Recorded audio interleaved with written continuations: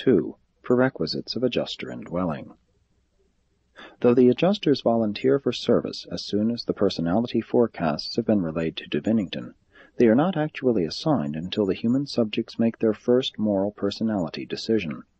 The first moral choice of the human child is automatically indicated in the seventh mind adjutant and registers instantly, by way of the local universe creative spirit, over the universal mind-gravity circuit of the conjoint actor in the presence of the master spirit of super-universe jurisdiction, who forthwith dispatches this intelligence to Divinington. Adjusters reach their human subjects on Urantia, on the average, just prior to the 6th birthday. In the present generation, it is running 5 years, 10 months, and 4 days, that is, on the 2134th day of terrestrial life. The adjusters cannot invade the mortal mind until it has been duly prepared by the indwelling ministry of the adjutant mind spirits and encircuited in the Holy Spirit, and it requires the coordinate function of all 7 adjutants to thus qualify the human mind for the reception of an adjuster. Creature mind must exhibit the worship outreach and indicate wisdom function by exhibiting the ability to choose between the emerging values of good and evil, moral choice. Thus is the stage of the human mind set for the reception of adjusters, but as a general rule they do not immediately appear to indwell such minds, except on those worlds where the Spirit of Truth is functioning as a spirit coordinator of these different spirit ministries. If this spirit of the bestowal sons is present, the adjusters unfailingly come the instant the 7th adjutant mind spirit begins to function, and signalizes to the universe mother spirit that it has achieved in potential the coordination of the associated 6 adjutants of prior ministry to such a mortal intellect.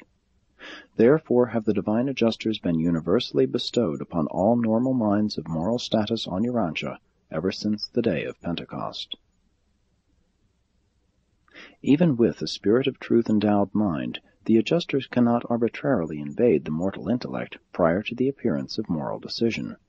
But when such a moral decision has been made, this spirit helper assumes jurisdiction direct from Divinington. There are no intermediaries or other intervening authorities or powers functioning between the divine adjusters and their human subjects.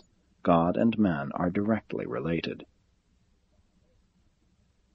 Before the times of the pouring out of the Spirit of Truth upon the inhabitants of an evolutionary world, the adjuster's bestowal appears to be determined by many spirit influences and personality attitudes.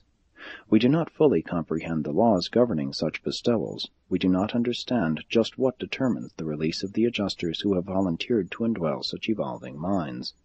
But we do observe numerous influences and conditions which appear to be associated with the arrival of the adjusters in such minds prior to the bestowal of the Spirit of Truth, and they are: 1.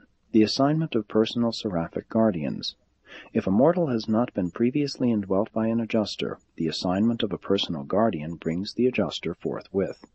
There exists some very definite but unknown relation between the ministry of adjusters and the ministry of personal seraphic guardians.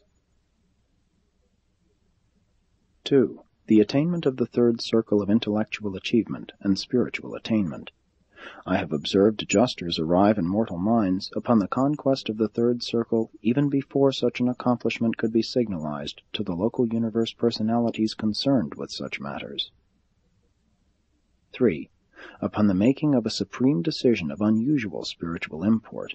Such human behavior in a personal planetary crisis usually is attended by the immediate arrival of the waiting adjuster. 4. The spirit of brotherhood. Regardless of the attainment of the psychic circles and the assignment of personal guardians, in the absence of anything resembling a crisis decision, when an evolving mortal becomes dominated by the love of his fellows and consecrated to unselfish ministry to his brethren in the flesh, the waiting adjuster unvaryingly descends to indwell the mind of such a mortal minister. 5. Declaration of intention to do the will of God. We observe that many mortals on the worlds of space may be apparently in readiness to receive adjusters, and yet the monitors do not appear. We go on watching such creatures as they live from day to day, and presently they quietly, almost unconsciously, arrive at the decision to begin the pursuit of the doing of the will of the Father in heaven. and then we observe the immediate dispatch of the thought adjusters. 6. Influence of the Supreme Being. On worlds where the adjusters do not fuse with the evolving souls of the mortal inhabitants, we observe adjusters sometimes bestowed in response to influences which are wholly beyond our comprehension. We conjecture that such bestowals are determined by some cosmic reflex action originating in the Supreme Being. As to why these adjusters cannot or do not fuse with these certain types of evolving mortal minds, we do not know. Such transactions have never been revealed to us.